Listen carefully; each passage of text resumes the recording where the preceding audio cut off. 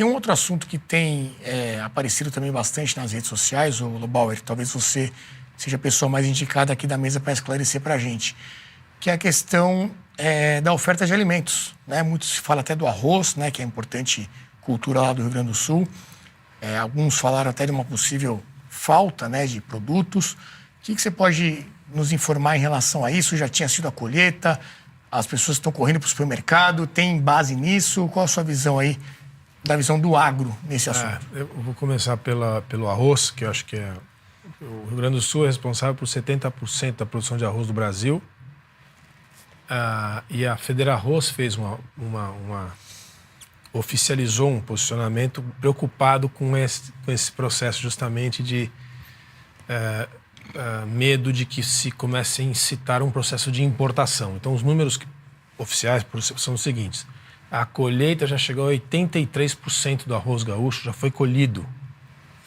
E a dúvida é saber o que foi colhido e estava estocado, quanto disso foi perdido. Não se sabe ainda, porque, enfim, a água atingiu os silos, etc. Então, isso tem que se ver. Ao que a Federarroz tem dito é o seguinte, não é necessário pensar em importação, porque a pior coisa que pode acontecer é uma decisão precipitada de importação de arroz num momento como esse, porque já vai se perder muito, com a chegada de mais arroz, pior ainda. Ao mesmo tempo, se verificar que realmente vai faltar arroz, que é um alimento da cesta básica, etc., aí sim pode ter uma medida posterior. Mas, por enquanto, segundo a Federarroz, não se deve fazer nada. Tem que se esperar a ver, porque o arroz já foi colhido. Agora, muito mais do que isso, o Rio Grande do Sul é 10% do PIB agrícola brasileiro. O Rio Grande do Sul tem mais de 10% da produção de soja do Brasil. O Rio Grande do Sul está em terceiro lugar, e às vezes em segundo, na produção de suínos, aves e bovino. Nós estamos falando aqui de granjas, estamos falando aqui de granjas e de abate de suínos, muito concentrado. Suínos é o mais importante, depois, junto com o Paraná e Santa Catarina. E esses processos estão paralisados. Então, é uma cadeia viva que foi interrompida. Então, não é uma coisa que você resolve em 2 semanas ou 2 meses.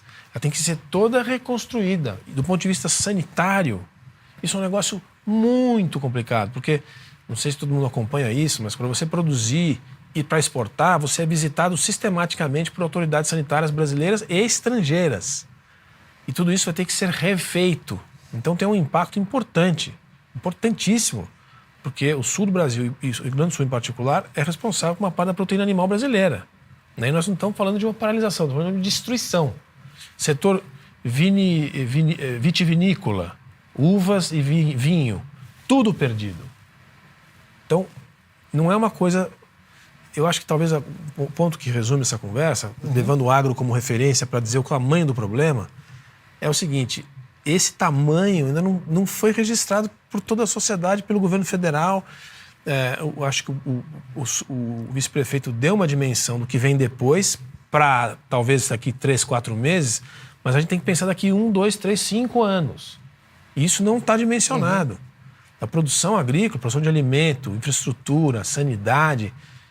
Eu não vi ninguém pensar nisso ainda, no que a gente deveria estar pensando, se fosse um país estratégico, organizado, com gente inteligente, focada, e não pensando em fake news. Porque olha o tempo que as autoridades estão gastando com a conversa de fake news, não fake news. Essa não é a conversa. Aliás, onde estão os nossos líderes, se é que a gente tem algum? Onde é que está o Eisenhower? Onde é que está o Montgomery? Onde é que está o Helmut Kohl? Onde é que está o Churchill, figurativamente? Essas pessoas surgem nesses momentos, nós estamos falando de coisa desse tamanho. Eles não estão. Tá o Pimenta falando de fake news. Então, assim, nós estamos completamente na mão de Deus e na mão das pessoas. O agro é talvez a parte, não sei se mais, porque a indústria gaúcha é quase 7% da manufatura brasileira. Parte de máquinas agrícolas, eles estão entre o segundo, São Paulo e eles. Tem empresas inteiras que tiveram o seu pátio todo alagado. A água não chegou no pneu do trator, chegou na cabine. E para quem entende, eu falei com um amigo sobre isso, que entende muito, falei, o que acontece com um trator desse? Ele falou assim, tudo perdido. Eu falei, não é possível, mas só molhou. Não. O trator novo embaixo d'água é perda total. Então tem muito equipamento que foi perdido. A gente está falando de máquinas de milhões de reais, né? Máquina Colheitadeira. Exato, milhões, tratores de 500 mil reais, até colheitadeira e, enfim, plantadeira de 1 milhão, 2, 3 milhões. Assim, nós estamos falando de coisas grandes, de impactos de emprego, de tecnologia, de prejuízo. Como é que vai ter crédito para isso? Como é que você vai recuperar? Tem seguro para isso? Isso tudo eu não vi ninguém ainda parar para pensar. Vai chegar daqui a pouco na agenda, né?